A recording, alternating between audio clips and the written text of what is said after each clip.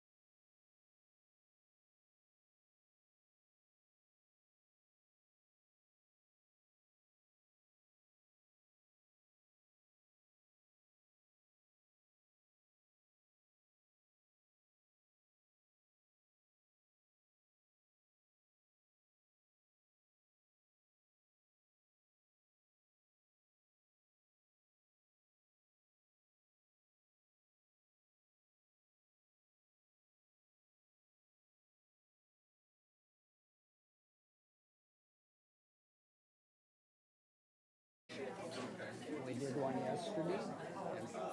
Yesterday. At the country club? Yes. Yep.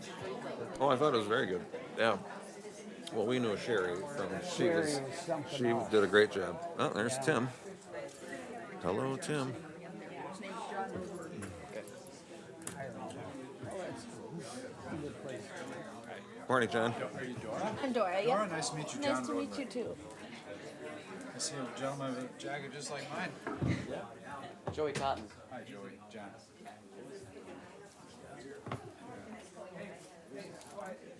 Hey, Tim. This morning you had to get pretty close to the mic for the people in the back to Okay. hear you. So. We're waiting, so welcome. There's Tim. Okay, You hear me? right, he's from, You hear me? Can you hear me Are they when all I'm live? talking? No. Yeah, I think so.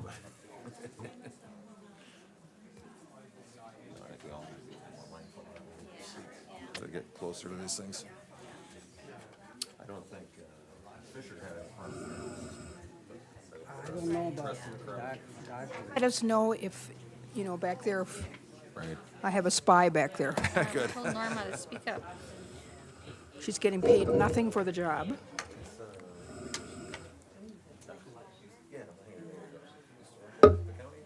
Used to. She missed it this morning.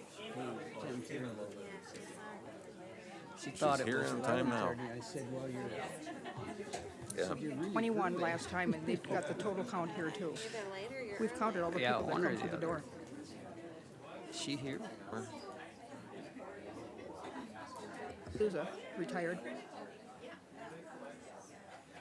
Oh, yeah, I see.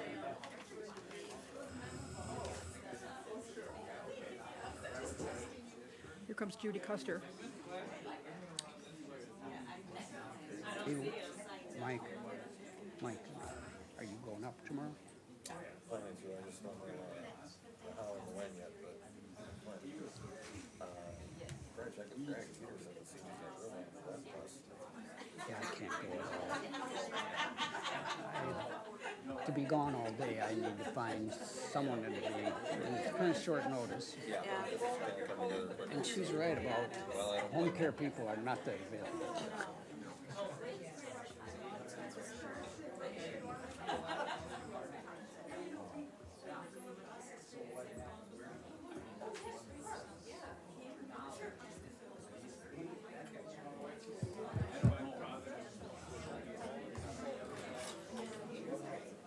So can I tell Mr. Abeler that I had lunch with him once, if you remember? He was standing up at the time eating, and I was talking right outside When we were his in the office. bathroom, and that was the only time I had time. No, not bathroom, but he was chewing the whole time I talked. Which was fine. How many lunches ago was this?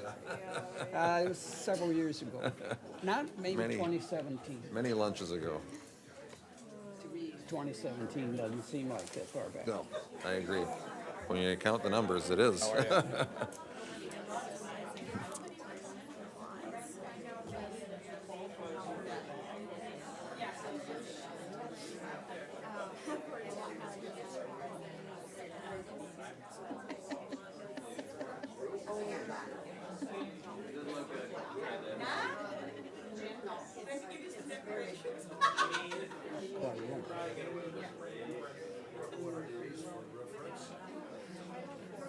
Abeler now is Republican minority something or other. I'd have to look. Yeah, right. What? The sand clock or the hourglass. Time. Well, File this time, which we have 1621. That is the Nursing Home Workforce Let me Board, join here. and Senate There it File is. 780 is the funding bill. Okay. Hello, Senator Abeler. Hey, how you doing? Good. Thank you so much for your time today. Hey, you got quite a crew there, it looks like. We do. We are representing New Ulm, Minnesota today. Hey, New Ulm, that's a good place to raise your kids. Exactly. and hopefully a good place to enjoy your golden years. Yeah, I was going to say, and to grow old. How's that for topical? That works, right? Yeah, that's a good lead-in. Thank you so much for that. Well, my name is Wendy Broderson. I am the Fund Development Director with Oak Hills Living Center. And of course, we're concerned about funding and getting Senate File 780 passed. But we're also concerned about Senate File 1621, which establishes that Nursing Home Workforce Board. Facing all the shortages we have with funding, additional regulations are of great concern to us as well. Sure. Especially if we don't have funding to pay for these additional regulations, that will be very difficult for us. I totally get that.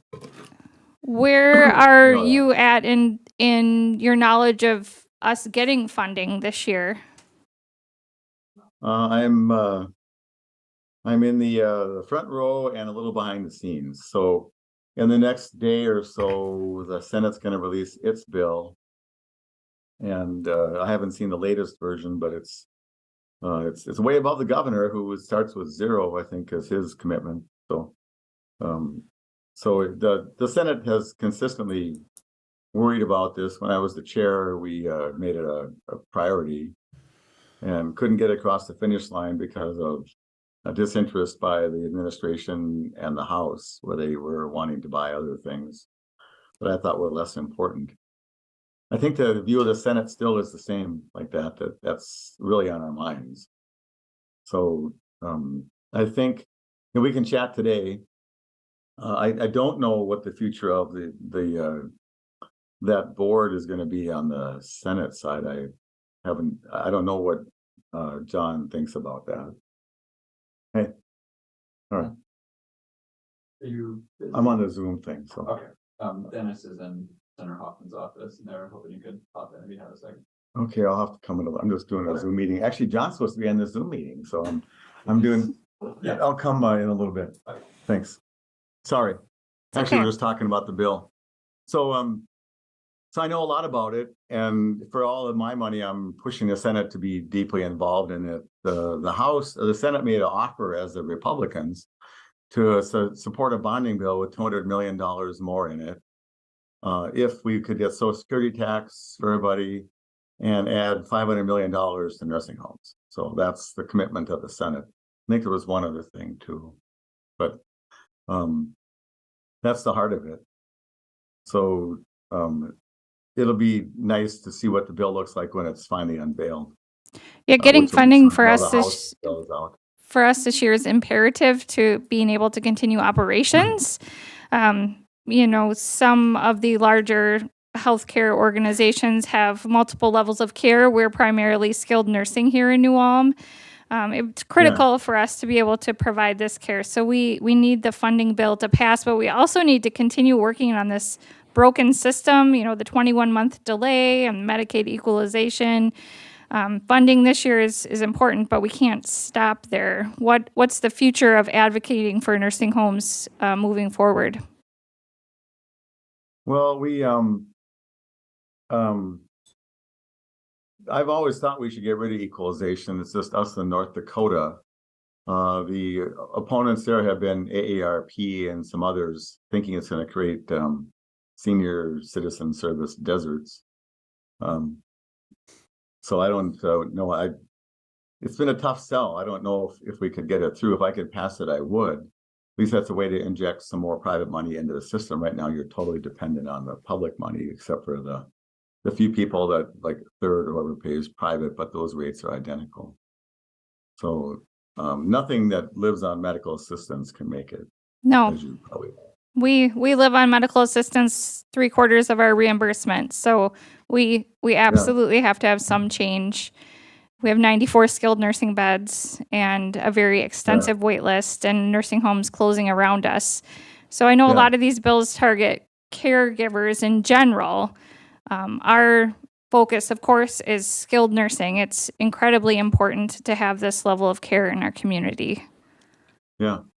Well, I totally agree with all that. And I was I was the chair for 6 years. And as you saw my work, it was always understanding everything you said so far. So if you can, I don't know how many people came just for this meeting, but John Hoffman wants me to go to his office right now to work on this bill.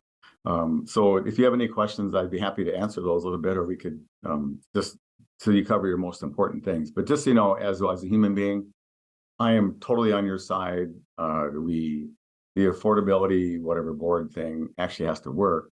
I'll be in the discussions about trying to make that not ruin everything. I'm in the minority, so I don't have the controlling vote. But I do have a voice that'll be influential. That's the best I can tell you. Thank you. Anyone on the panel would like to speak to Senator Abeler? You may remember me, Tom Henderson, from a couple times I testified in front of your committee, and one day I watched you eat lunch outside your office and talked to you for quite a while about Hi, Tom. child protection issues. Today, I'm in a position where I'm retired after 46 years from Brown County Human Service, but I've been on this board of Oak Hills for about 10 years and chaired it for a while. And it's a community home, and it's very well supported locally. But we do take people that are very invalid, and assisted living can't handle them. People can't handle them at home. It's just a sad situation we're into. 191 people on a waiting list. 220 were referred to us last year from other medical facilities because a couple homes have closed right around us here. We're next door to an Alina hospital, which takes our staff whenever they can. We're in a very frustrating position. We have got to have a higher per diem. Is it not possible that we could ever not be one of the states that has both private and public reimbursements tied to one another? Well, you'll have to talk about it. Like I said, I worked on that we tried to do that 10 years ago or longer and got run off the road by the AARP. I think if more citizens would talk about it, you maybe could get it to go. I do have to run. I'm going to try to actually rescue you in a real meeting, talking about the very budget you're on. So, but the weakness is the governor in particular, who has expressed an interest in this and has provided nothing in his budget to help anything you are worried about. He will be supporting this accountability board, whatever it's called, because it's coming from SEIU. And so each of you need to reach out to him and hey, get a clue. He's for it, but his words are empty because he doesn't put any money in it out of a human services budget that spent $4.6 billion. He won't take our calls, and the SEIU board. That's the gap. But then you have House members, and you have people like you across Minnesota, and it really has become almost a partisan divide, and I don't understand why. Although in the Senate, it's been a bipartisan effort to work on this, and the House they've been distracted by everything else. I just have to beg your indulgence. I have to go, but I'm totally committed. And thank you all the people that came. A lot of us are caring. Senator Hoffman deeply cares about this, the chairman. We're hoping to lead the House or the Senate in a really strong bill that you will like. If you want to follow up next week and compare, strategize, I'm happy to hear. But in the meantime, I just thank you and God bless your work. It's really important what you're doing, and I'm all in for you. All right. Thank you, Jim. So, Thank you for your time. thank you. I apologize for leaving. I just have to go. Thanks. It's just that busy time, and it's a meeting right now on this topic. So, thank you, everybody. I wish I could hear from more of you, but we've been having hearings for the last year and a half about this, and so the Senate knows. Make sure the House knows. I want you to know the Thanks a lot. hourglass, the sand is going and the time is running out. I'm with you. You've Yep, good. you Thanks don't for need your to time. convince me of anything. So you got the choir here. So God bless. Thanks. Thank you. Thank you.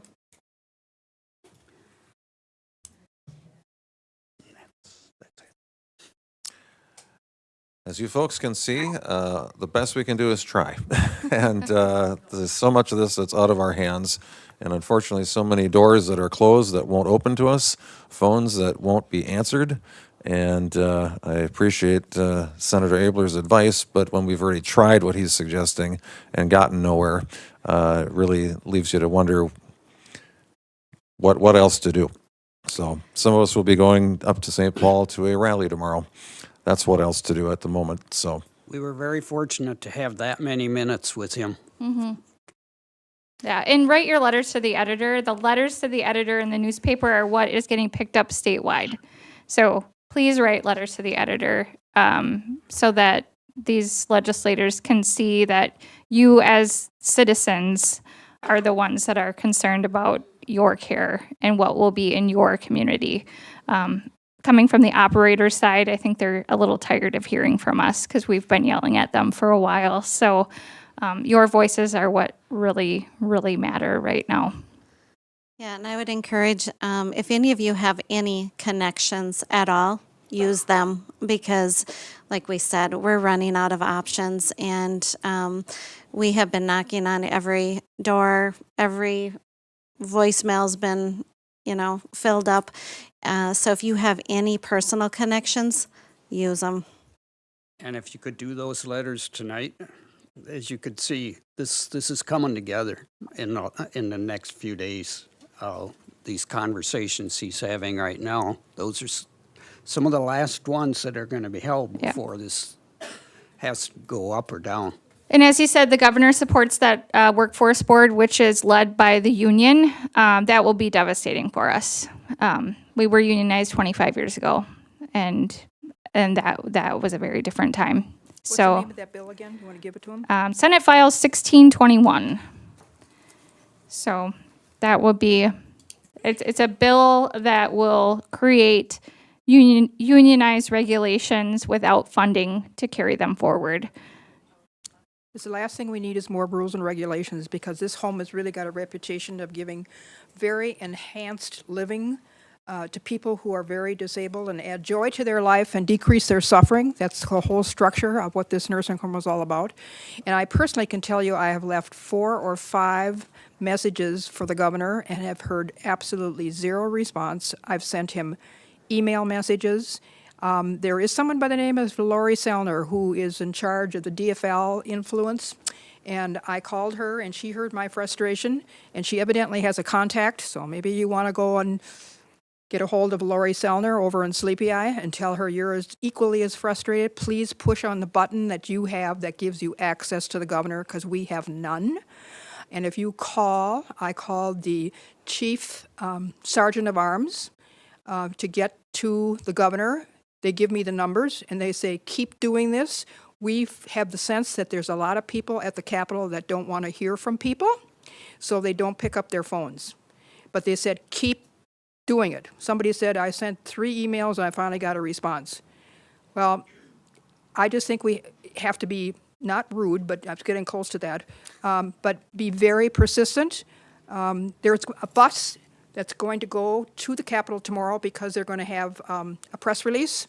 And actually, Representative Torkelson is the one who's helping get that arranged, and we're trying to find out how many extra seats there are, because Greg Peterson was in our audience at 9:30 today and said there is a bus going up, and I don't know if we've heard, still haven't heard how many buses. Okay, we have somebody who's checking with John Schatzko, who is the assistant to Greg Peterson, and before this meeting is over, check to make sure if there are any rooms that are spaces that are left on that bus. You could board the bus at 8 o'clock in front of the courthouse, and others can carpool.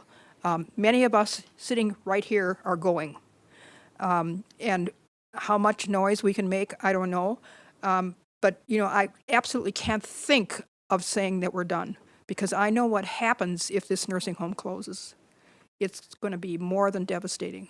We're going to have people who, and we have 2 students here, one from Newham High School and one from the MBL out on the highway, and they are here because they're involved with nursing home jobs while they're going to school.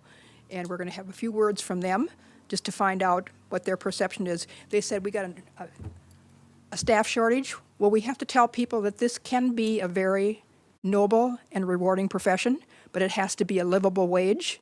And we want young people like this. I hope they can go back to their high schools and have it in student assembly and tell them. Now they've seen how government works. And It's impossible to think that we can't move this needle. That's why I've got the hourglass up here, because, you know, the time is running out. And I want you to take that home with you tonight, and when the sand is gone, it's gone. So we all have voices, and this one is probably, you know, projecting her voice a little more than she should be, but, you know, you have to kind of tell people where to get in the inroad, because the door is locked. I'm looking for the crack in the door. That's what we want. Because I can't believe that the governor, as a human being, would want to feel responsible for having a bunch of skilled nursing homes close in rural Minnesota, so they have no access, and the only place they can go is certainly not North Dakota. They got the same draconian policy for reimbursement that dates back to the 1970s. They'll land in Iowa, Wisconsin, South Dakota. South Dakota.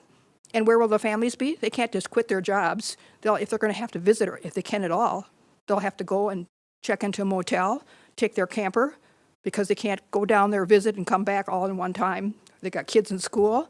I mean, it's preposterous. It makes no sense. I can't understand how somebody can take a stance like this. I have a recommendation.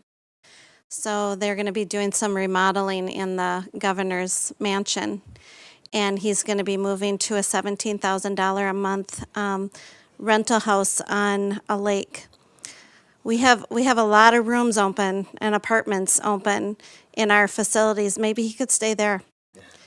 And so that would be my recommendation. He would get it up front, and you couldn't deny it.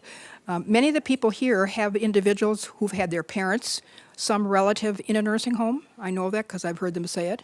I'm just going to ask quickly, Joey, why are you here today? My name's Joey Cotton. I'm a junior at New Ulm High School, right up the hill. I work at Oak Hills Living Center, and I love my job. I love the people there. I love everyone I see, and they all love me back, too. I guess I'm here today just because this is a really big issue, and I'm taking care of people that cannot help themselves, and I couldn't imagine where they would go if Oak Hills wasn't around. It's just, it could be devastating. It scares me. Hi, I'm Dorothea Grubbs. I go to MVL. It's right on the highway. It's the private school here in New Ulm. And I'm a senior, and I've worked at a senior living center, Woodstone, for about 2 years, and then Oak Hills for a few months now. And I also have my CNA. And my residents are my family, and I know for a fact that I'm some of theirs. I know that most of the people here have family members in nursing homes that they love to visit and help care for, but a lot of our residents don't have family members that visit and come care for them. And so being family for them is a huge part of every single day of my life. Even if I'm not at work, I'm wondering, hey, are they still struggling with that? Is she still sick? Does he still have a headache? What's going on at work? And it's not because I feel like I'm overburdened with work. It's because I love what I do and I love the people that I do it for. And if I can't do that at a nursing home like Oak Hills, and I know that the people there need that, it's going to be devastating for me and the family members that do visit and the people who don't have family that visit. It's going to ruin a lot of people if we don't do this. So we need money, and we need it now. Person on the end you probably recognize. I happen to know that he also had some very close family member in a skilled nursing home, and I'm just interested in what John Rodenberg retired. I think the same thing. I think we still have Senator Abeler on there. Back on. Yeah, thank you, Doc Ann. John Rodenberg, I know many of you. My mother, after the year 2000, when my father passed away, she continued to live out on Shag Road. Many of you probably bought apples from her over the years. Unfortunately, she developed dementia as the years went by, and we had in-home care for her for a number of years. But then she also developed congestive heart failure, and consequently, that just wasn't really a workable situation any longer. Really, with any degree of dignity for her, she had to live in a skilled nursing facility, and thankfully, we had Oak Hills here, where she resided for the last several years of her life. It was great that she was able to be in a facility near where I live, so I could go see her on a regular basis. I saw her several times a week, go take her lunch. She, by the way, loved all the workers there. Those of you who know my mom, she was a loving person, but she was loved back by the people at Oak Hills, and her last few years weren't great, but they were as good as they could be as a consequence of the availability of Oak Hills. It would be a tragedy if that facility closed. It would be a real tragedy.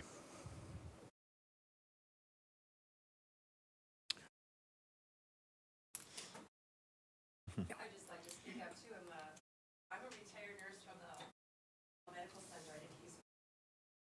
I was just up there this morning, and I just got a feel for what kind of a backlash this causes when we can't get things out of the hospital.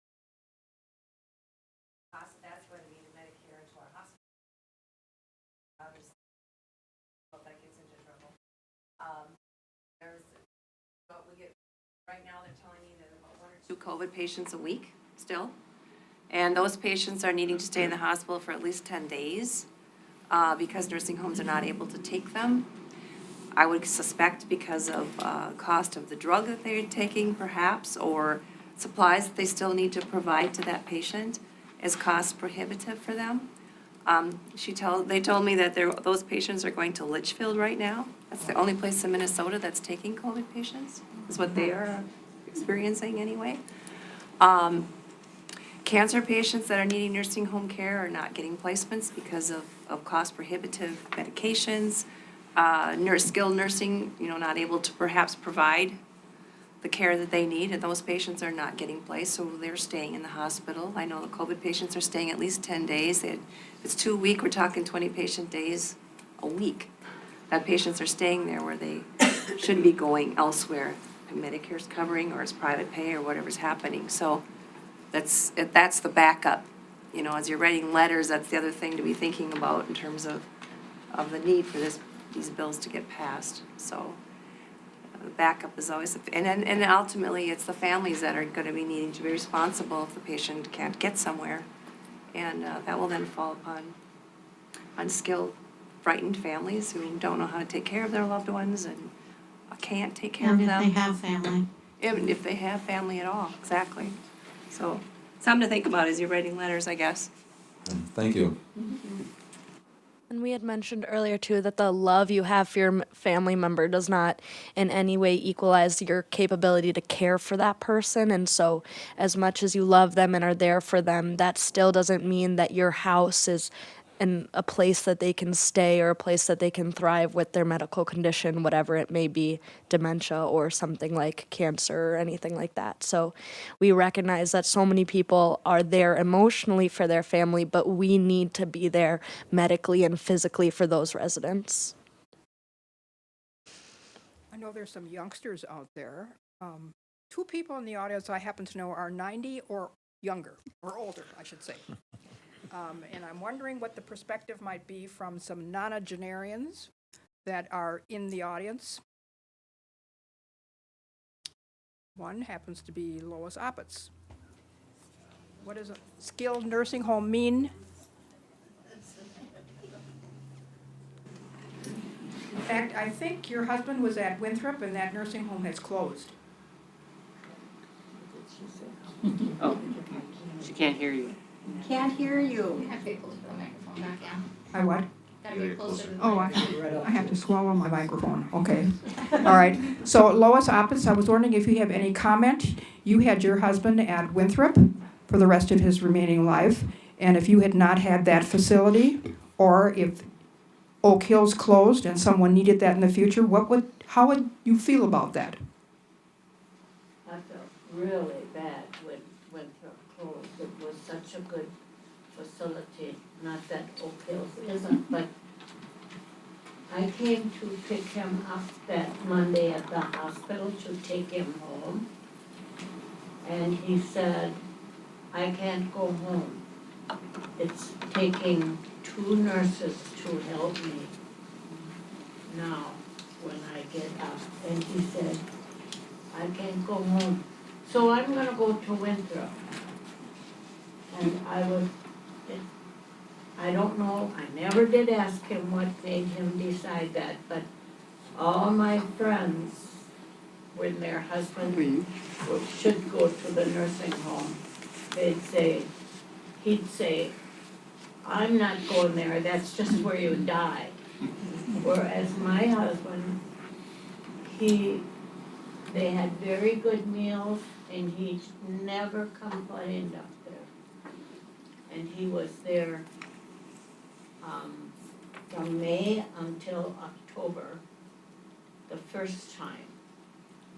And I said to them, he's as good now as he was when he came, or when he was at home. And so I can take care of him then. And they wanted to send a nurse to observe us a day. I said, no, I'm gonna take him home, and I know where you are, and I'll call you if it isn't going well. Well, the funny part of it is, it was 2 days before Halloween. And I said, oh, good, you're home now. We have a split foyer. You can answer the door for all the kids. And of course, that was a joke. But anyway, he was home then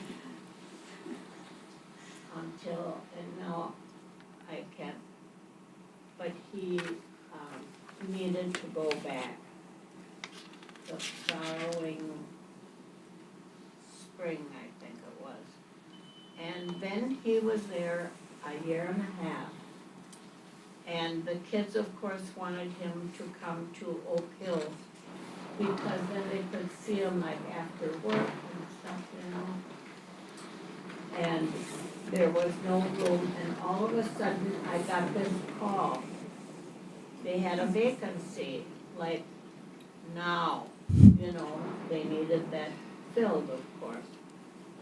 And it wasn't what I had said, but I did take it because I thought the kids would be happier. But then he wasn't there too long before he passed away. And I have to say one other thing, he hated physical therapy. And you know where he passed away? In physical therapy. No wonder. In front of everybody. He had a good, he ate and everything, and went to physical therapy right after that. Okay, all right. And Eileen was there at the time. Anyway. Thank you. Anybody else that has something they want to bring to the attention of the group? I see the hand. You would stand up and identify yourself, please. Looking into the future, this is on my mind. You know, we don't have any respect for life. I mean, we can see that in our congressman. Do you think this is going to be a prelude to killing Euthanasia? Euthanasia? Absolutely. That's gonna be their problem solved? That's my fear, because what else are they gonna do? If they close the nursing homes, where are these people gonna do? Maybe that's their thinking that that's gonna solve their problem. Well, as a member of the medical profession, I know that there would be huge pushback on something like that. So that's the way people's minds can wander. And I said, that just tells you why we have to keep persisting. Because there's certain things you just say, no, this is not going to happen. And where we have to take people up on the steps of, Congress. I'm really concerned that we can't get to Governor Walz. And I think anybody who knows, and I really would encourage you, and I hope that, Lori Sellner won't be angry that I said this, but I would just go ahead and call her and just tell her how much the pressure is now. And then she can go and talk to that push button. His name is Josh, that she can get to Governor Walz. I think it's something you cannot close your eyes or your ears, your heart or your soul to. It's impossible. I mean, we're talking life and death. So I think that's why everybody in this room, should just send the letter and say, no, this is not going to happen. You have the ability to prevent this. This is a preventive medicine move. They have money. There are other things that may be important to other individuals, but it's small groups and it's not life and death. I mean, gummy bears, I don't think so. There may be a very small niche for some people who need that medication if they have seizure disorder. That's so small and can be addressed in a much less way. This is very pervasive. This is about the one Minnesota that you keep hearing about. It's going to affect everybody. I don't care what part of the state you're from. So it's good that you bring that up, but I think that brings you to the realization of the urgency of this. Because that's the way our society is leaning already. Well, you can't let them lean, you know. No, but That's why. we have to have. We got this thing called a voice. That are godly and that know what's right and wrong. And I guess that's all I have to say. I'm afraid. Okay. I'm afraid. Right. There's a retired, well-respected physician I recognize that. Not that well respected. I am recently a senior citizen, but I want to expound a little bit on what Lori Oswald said about. Yeah, that would be better. Oh, wow. Right up here. Thank you for that suggestion. I just wanted to forward a little bit more on what Lori Ostwald said about the hospital not being able to send patients to nursing homes because of cost of medication or equipment or whatever.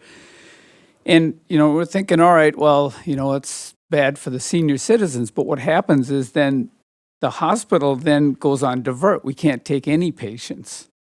So not just the seniors, but a lot of us that are, well, I'm a senior now, but younger people might have a fracture, might have a bowel obstruction, might have pneumonia, might have something that's easily treatable here, and all of a sudden we're on the phone for 2, 3, 4 hours trying to find some place for them to go, trying to line up ambulance or helicopter or whatever, and a lot of times Mankato's on divert, so now you're calling Rochester and the Twin Cities and everywhere else, so it's a really major disruption if our hospital goes on divert because of not being able to get people into nursing homes and other facilities.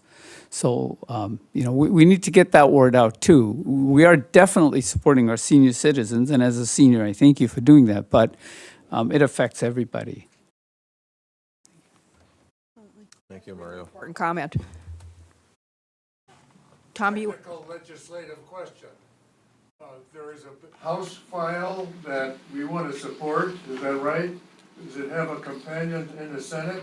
Yep, so there's Senate File 780 is the funding bill that has a companion bill of House File 733.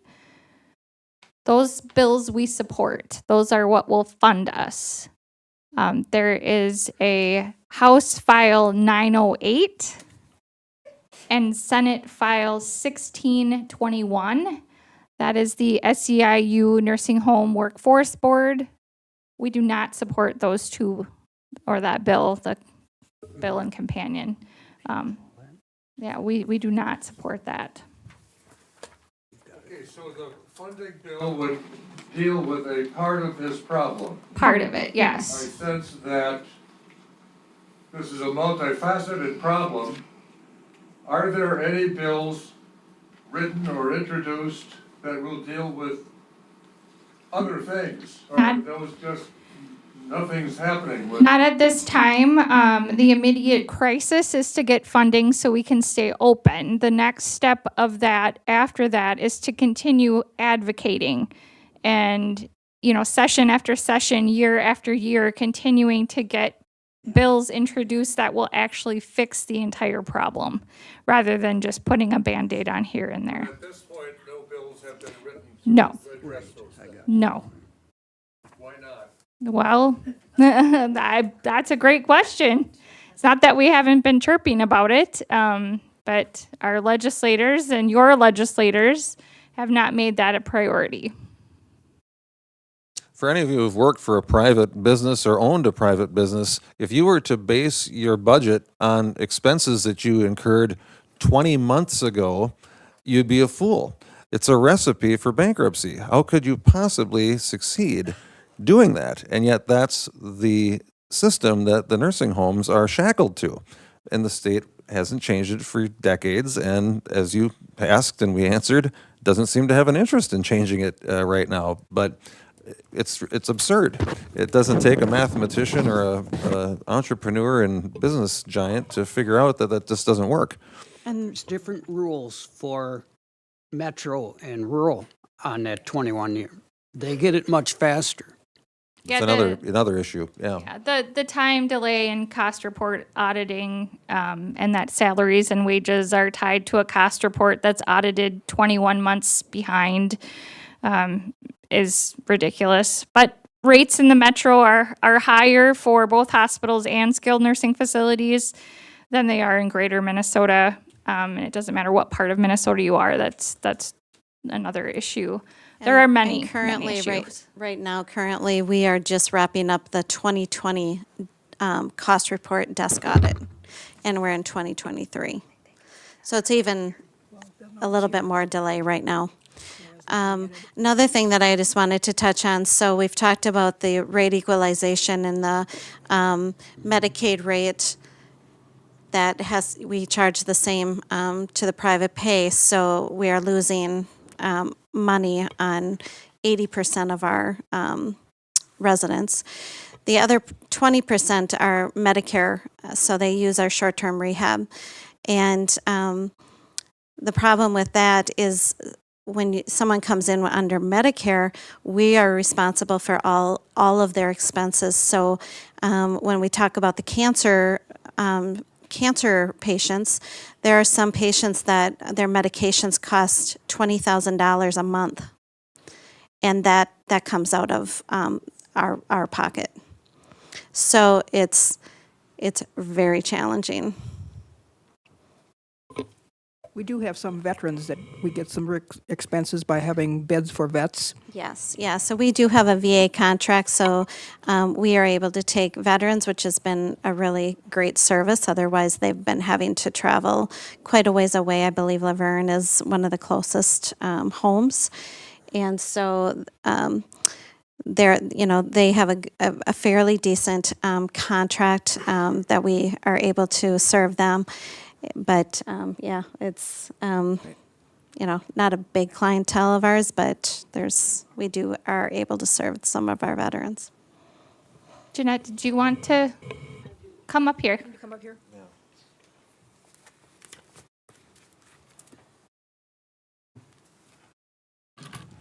I'm Jeanette, and I'm an advocate for my husband, who is 100% disabled and also a veteran. And I just wanted to say that it took us 3.5 years to get here on our journey. It will be 4 years shortly. But just with our journey and being with my husband because he's not able to speak for himself, and what we've seen in our journey, I have to say that just being back here in Oak Hills the second day, I got to hear my husband say that he's home. And being out of state and at least 2 hours away from home is just so hard emotionally and also physically that, these guys want to give up. It's too far. They want to be home. They want to be with their family.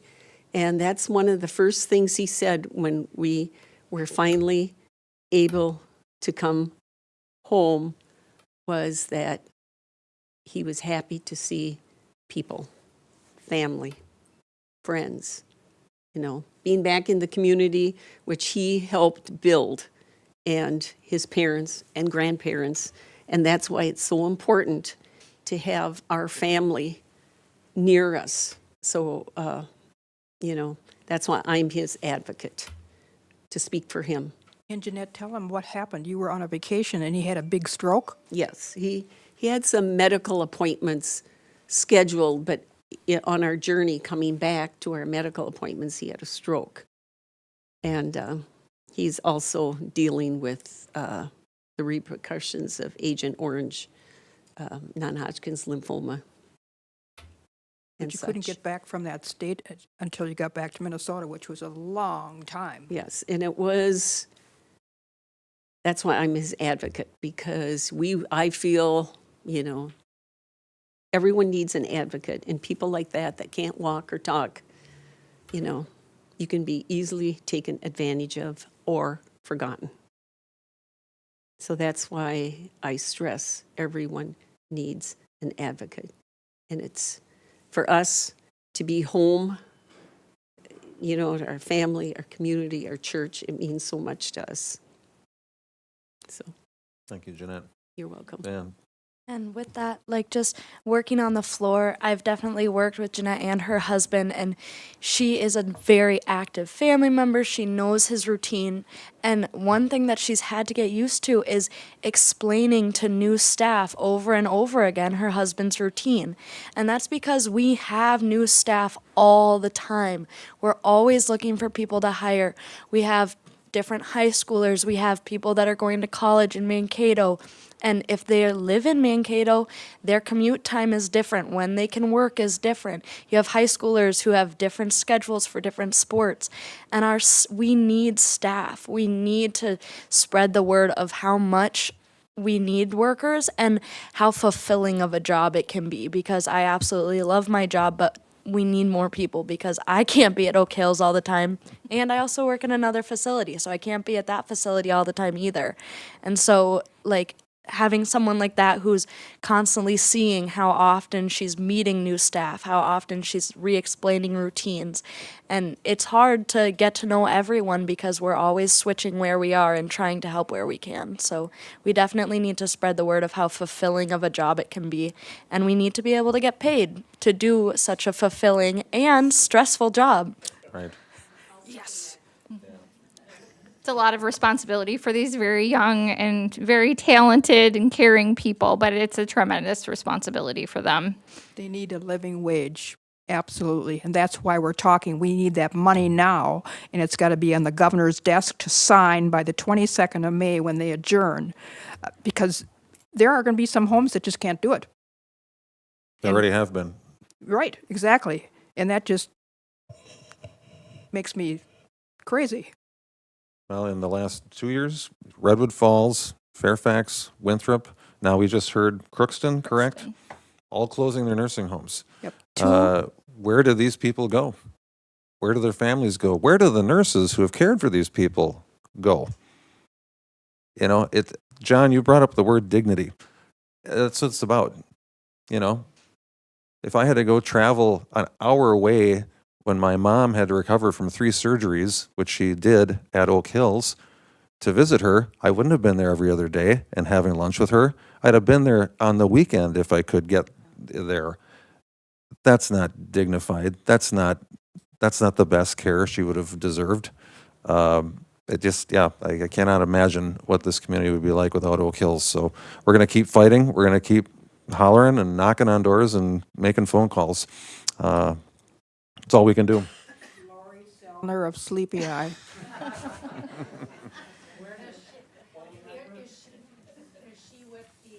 She's the campaign manager for the DFLers around here. I know that.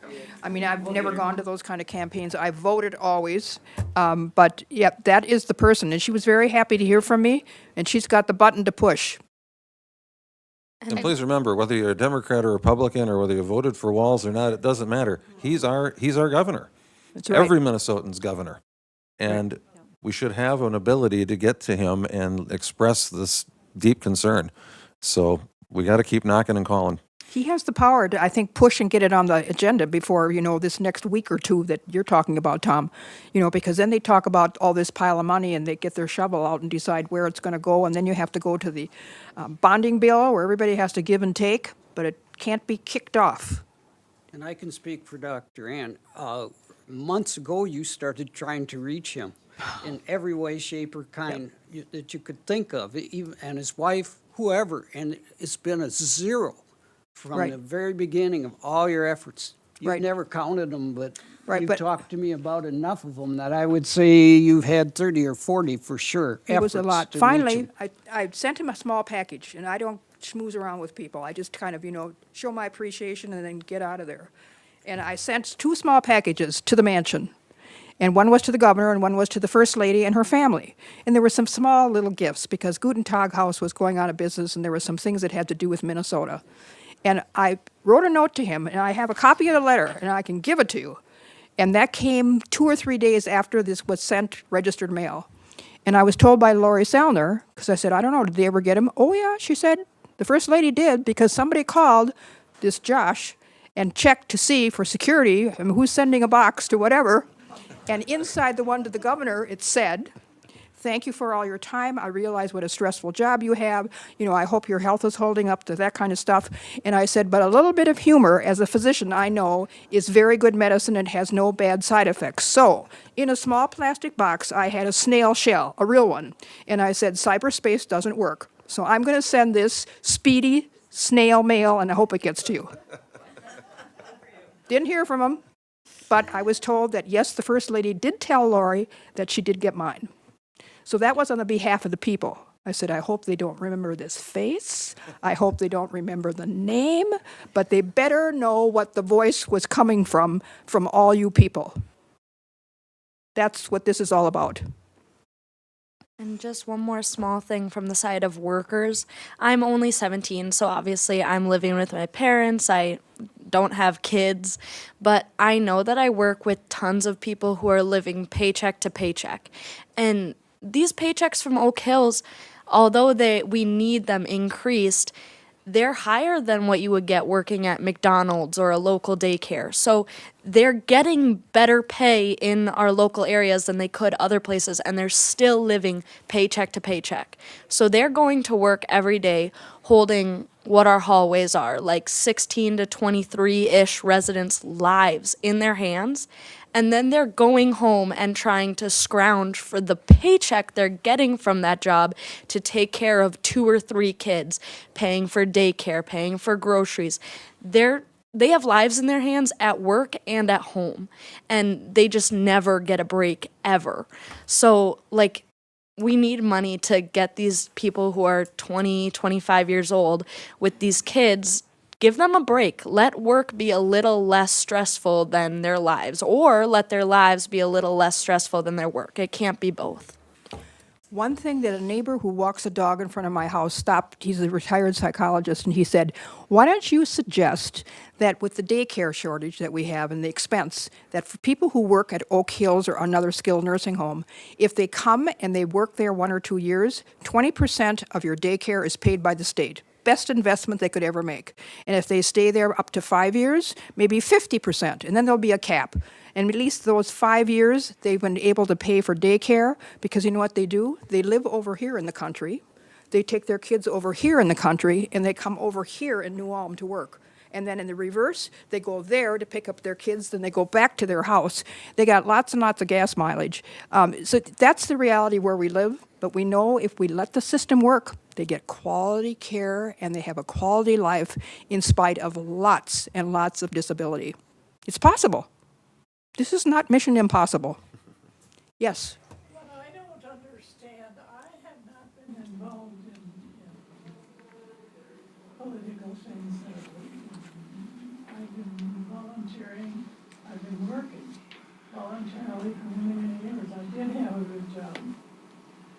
But what I don't understand is these people that are responsible for wanting to close the nursing homes, who are they? Are they such filthy rich people that they can afford to have themselves taken care of? Because, you know, we will all end up, evidently, in, you know, and that's what I always told my kids when they said something. I said, just wait. When you get this old, you're going to complain about this too. You know, I can't. She's 93, this youngster in this scooter. Yeah, well, I think. Repeat the question for the people in the back. Okay, the question was, why are some people in Congress just not being influenced at all? Are they so rich that they can hire anybody to do this? Well, I can tell you that doesn't fly, because if you're impaired enough, I don't care, you haven't got enough money to hire and help because you can't find them. And number 2, if you did take it on yourself, your longevity would be shortened. because sometimes the caregiver dies off before the person who's getting the care. That's just the way this all plays out. So, you know, it's like, what kind of a bomb do you have to stick under? I call it an IED, an improvised explosive dilemma. That's what we've got.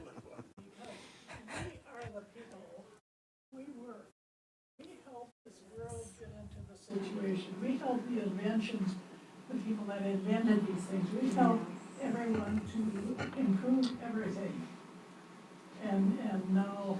Right, she said we were the ones, she's talking from her nonagenarian age bracket, that helped build where we all are now and have the good sorts of living enhancements that we have. And then how can you possibly treat people who inadvertently, for out of their control, end up with a house situation where they're dependent 24/7? Right, right, and that should be expressed. So this fellow is renting this cabin for $1,700 a month, whatever it is, you know. Where did he get the money? Well, it's the state's money that's paying for it. Big pile, it's called $17.5 billion. Yeah, taxpayer money. I don't think they've had a situation quite like this where they have that much surplus, and they said there was all this pent-up demand from the other party, and once they got into this year, they were just going to clamber to the top of the ladder and say, now, this is due me, and this is due me, and that is really looking very narrow. You aren't looking at the big picture and what your actions and how they're going to compromise the rest of the people. I don't know how you turn that little button in your head to say, this is not a me-oriented society. We are all in this together, and if you tell me about Minnesota 1, then act like it. Yes, Kathleen, the mayor. Yes.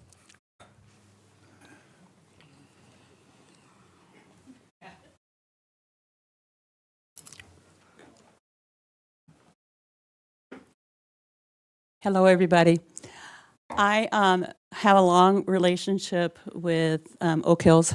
In the 1990s, my mother drove a bus into Oak Hills went during the strike, and she worked the 11 o'clock to 7 a.m. shift as a volunteer, and she was in her 80s. And she so believed in Oak Hills, and rest in peace, my dear mother, because she would be livid, and she would be not soft-spoken and controlled, and she would be out there screaming and yelling, and thank God for you because of the leadership you've provided and not giving up. Shame on the people that we've elected for not listening. My job as an elected official is to make sure I'm available to everybody and listen. And they are not listening. That's not even talking about dignity to the resident. It's talking about not dignity to the service that's being provided. And then not dignity to the staff for their dedication and commitment because they're not paid a fair wage. Where do we go with this? Well, we certainly don't stick our heads in the sand and say we're done. Thank you for the leadership that you're providing. Shame on Governor Walz if he doesn't start listening. He has a responsibility to do that and at least give you some kind of response,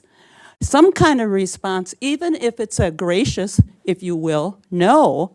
But we don't know who's listening if they don't acknowledge us. And so don't give up. Continue to get out there and not just wave those banners. Insinuate yourself into their daily lives, whatever it takes. If it's the lady that you've referred to or the gentleman that we need to get a hold of, let's do it to the point that they're so exasperated that they say to the governor, guess what? I'm tired of listening to these people from New Ulm. It's your turn. So keep it up, and thank you all for what you do.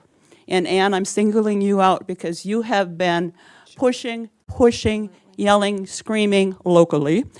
I don't know, like you say, you control yourself if you're with them. I'm afraid I would not.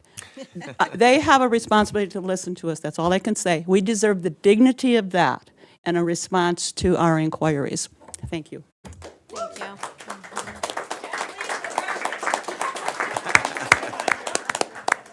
thank you for the remarks on the behalf of everybody here. And at the entrance here, I wrote down the bill, the Senate file, and the House file that we support, the numbers, and we're going to put down the House file and the Senate file that we don't support. So those two things you can include in your little letter that you can send, and we'd give you this, self-addressed and stamped, stamped envelope. But I really think that, if we can just have it rain on the governor's office, right. And we have kept track of how many people were here today and also this morning. We're going to send that information on to the chair. I don't know if actually John Huffman's going to be. No, he was supposed to be on with Abeler, but he was not on, so. So that didn't work. But he knows about us because when we went up there on January 9th with 34 people. What? Keep talking. Oh, I can keep. It says it got held up in another meeting. Yeah. Keep talking. Oh, I can keep talking. Oh, all right. I'll find the button that she goes off. But yes, make sure. And then Lori Salner will write down her name. I have a friend back there who can write that's Lori, I think. Salner is Sellner, Sleepy Eye. And if you just, I think, how did I get that? I have the number. But those are the context. We want to know buttons that we're supposed to push. That's the whole thing. And when we talk with Chair Huffman, and again, I'm going to call Doctor, that's the world I live in, call our Senator Doms and say, give me some more names of the people that you think need to be influenced, that at least their ear is open, because that's where we can send things. We can't just be a little irritation like a gnat, that's flying around. We're going to be not only a bumblebee, I happen to know that horseflies really bite hard.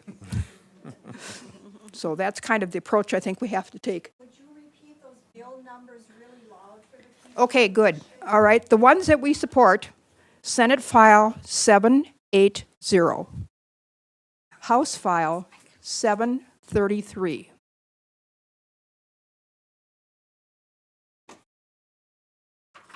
Now the ones we don't support is Senate File 1621 and House File 908. And I personally think we should say that this crisis is we're ready to go over the ledge. We need that money given to us, earmarked by the time that this Congress adjourns on the 22nd of May. So you see, the hourglass is going. And I said, if we have to magnify this as much as possible, we will. And I said, I hope that being here, we'll all feel a little enlightened. I'm big into object lessons, can you tell? I just want to say thank you to, of course, Doc Ann and the whole operating board, and Mike Firth, who is left, and he is on the foundation board.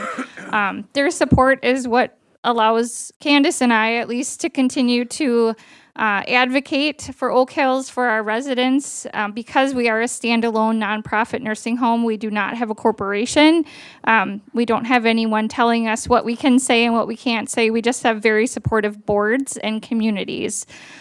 So keeping Oak Hills nonprofit standalone is in our best interest. Keeping us here at all is in our best interest. But we also are doing a lot for other nursing homes in Brown County and the whole state because we're able to do this. We work closely with Springfield and Sleepy Eye, and we are good friends with each other. We don't compete. So we are in it for the humans, not for any competition or anything. So we're all good friends, and thank you guys for coming today and for your support. Please write those letters. They make a huge difference. And I'd like to just comment on that. If Doc Ann wouldn't be advocating so much for us, there's no way that Wendy and I would have the time to do it. We are so into the weeds of everything and the staffing crisis that we deal with every day, and just training staff and the day-to-day operations of keeping everything going. So Doc Ann has been a godsend to us. Also, I just, want to say that I would be like Kathleen's mother. That's why I kind of keep my mouth shut a little bit because there's so many things that we know behind the scenes that is unbelievable that our government continues to do. And I can't remember your name, but we need to get our values and our morals back on track, or we are going to be heading to. I never even thought about the, euthanasia, but it's really that is probably not far from the truth, and we need, as a society, need to start getting our priorities and our morals and our values back on track. I'll have these numbers. Norma? Yes, yes. Bunny? Okay, that's one more opportunity. They're going to go to, they're going to have a press release, says Torkelson. There's a bus that's going to be available in front of the courthouse at 8 o'clock, and Greg Peterson is going to be the driver, I think, and they have 4 extra seats. So if somebody wants to go, they're going to leave by 8, they're going to be back by 3, I think, or leave by 3. 5. Yeah, they'll leave up there at 3 and be back And we'll be here back at in New 5. Ulm by 5. So some people are going to go and do the, carpooling. But if you have an interest and you want to go on a bus, there are 4 seats left. And there's someone there, her name is Norma Hansen, but I know her as Bunny. She's the one who would take your name and get it to Greg, and just have to show up at 8 o'clock in front of the courthouse and be ready to go. And after the press release, which is where we're going to go, then we go to the rotunda, and then they're going to have some kind of a rally, which I've never done, but I'm going to be there. And I have a big thing. We even have a logo. You can see it. It's out there. It's called Join the Generosity Train for Oak Hills, but we changed the wording. We said Join the Generosity and Reality Train. This is the real world to help Oak Hills and like skilled nursing homes. So we're going with that. I did just receive an update from Paul Torkelson. The rally is at 1 p.m. outside the House Chamber in the Capitol building. We are working on to get all of our other members to recruit administrative staff and other supports from their districts to attend. So they're outreaching to the whole state. And then we're going to be meeting at 1:30 for a press conference in the Capitol Press Room, B971 Capitol. So that's the agenda for tomorrow. So 1 o'clock is the rally at the House Chamber in the Capitol building, and then at 1:30 is the press conference in the Capitol Press Room at the Capitol. What's that room number? B971. B971. Okay. So that's another, in-your-face sort of thing. 4 seats left. And then anybody who wants to carpool, we'll look for you.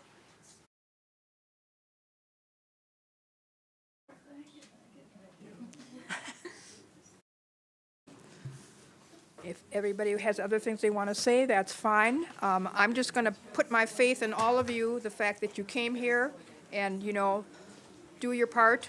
And I'm going to keep knocking at the governor's door. I'm not done. Great, thank you. Okay. Yeah, I'm going. This is quite a session, yeah. right?